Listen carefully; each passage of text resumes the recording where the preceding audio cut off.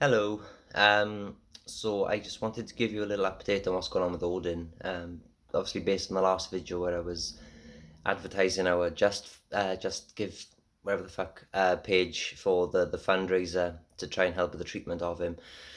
Let's just give you an update of what's happened today. So today he was at the Dick Veterinary College over in Edinburgh to get a test done. We thought he was going for a CT scan, and when we went there, we were speaking with the vet specialist, and they advised it'd probably be better to do another ultrasound scan, because they have specialist equipment and specialized vets for that particular thing. And it would give us a better result than a CT scan would. So we went for that. We left Odin there, and they said that it would be a couple of hours. We can go back, pick him up, and all that kind of stuff for the results. So we came home, and besides the ultrasound, they were going to do a blood test as well, just to see from 4 weeks ago to today, just to see what kind of progression there was of the disease, or if he was getting better, worse, the same. On the way back over, we got a phone call where she was explaining it to us, and it wasn't a good result. Basically, they said that Odin had cirrhosis of the liver, and they were talking about waiting for his blood results as well. So they were saying with the cirrhosis of the liver, which is basically a condition where with the liver's meant to have spongy tissue which expands and stuff with the blood going through it. Cirrhosis makes it so that the tissue is scar tissue instead. So basically, instead of expanding, it's just a solid like mass, and his liver had kind of shrunk in size as well, which isn't a good prognosis because end stage liver problems. So we got to the vets, and Robert had to wait outside because he was too emotional to go into this. So I went into the vets myself, and waited for Hannah, the vet, to come through to collect me. We went into the room, discussed it again, and at that point they had the blood results as well. So he had liver cirrhosis, as I said, scar tissue in the liver. So his body wasn't processing things right. And then the blood results showed that he had renal failure, which is basically kidney failure. They were shutting down as well, which is quite a new development. But by that point, Robert and I discussed it on the way over in the car anyway, and the vet basically gave us two options where we could bring him home and do palliative treatment, where we would keep giving him medication and stuff, and there's a chance of prolonging his life a little bit, and force feeding him with the food and all that kind of stuff unless his appetite happened to come back, which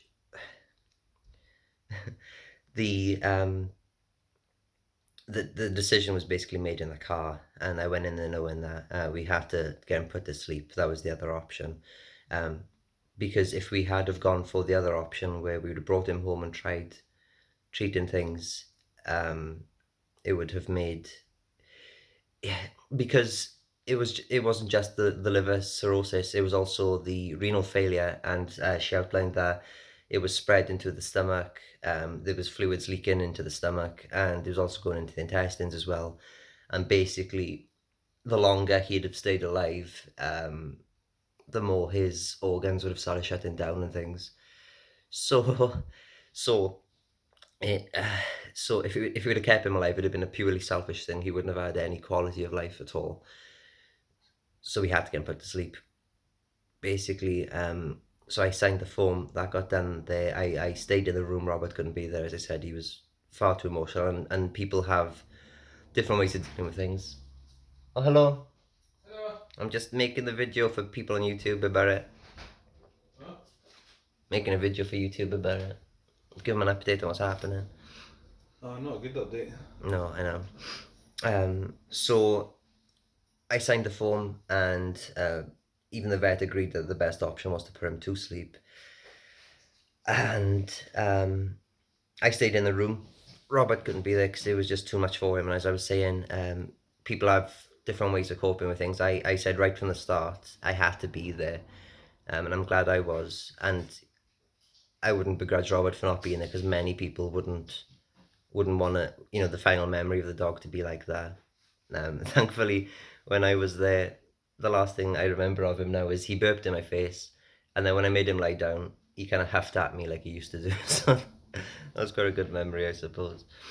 Um, and it was just such a surreal thing. This morning, we woke up not thinking this was going to be a result of today. But after, based on the cirrhosis and the renal failure and what it would have progressed to become, it was definitely the best decision that we could have made, and I don't feel guilty about that. And it's quite a relief in that sense to know that he wasn't gonna suffer. And we've done everything that we could. There's nothing more that we could have done to help him. There was no way he could have been saved. It was not treatable at all. It was only going to get worse. So I'm quite glad that today he woke up and we didn't force feed him. We didn't give him any medication. He got in the car, went for a little walk beforehand, and went to sleep pretty much. Um, a bit delayed making this video because I've probably been crying for like 6 hours.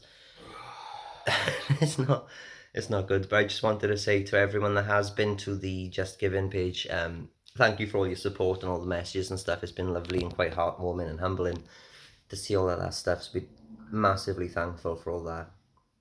And what money has been raised, or what continues to develop on there, is basically just going to fund what the ultrasound and things cost today, plus putting him to sleep and the cremation costs. It'll help out for that instead now of trying to treat him, I suppose. Um, but yeah, I'll wrap it up with that. And thank you all again, and I'll see you soon.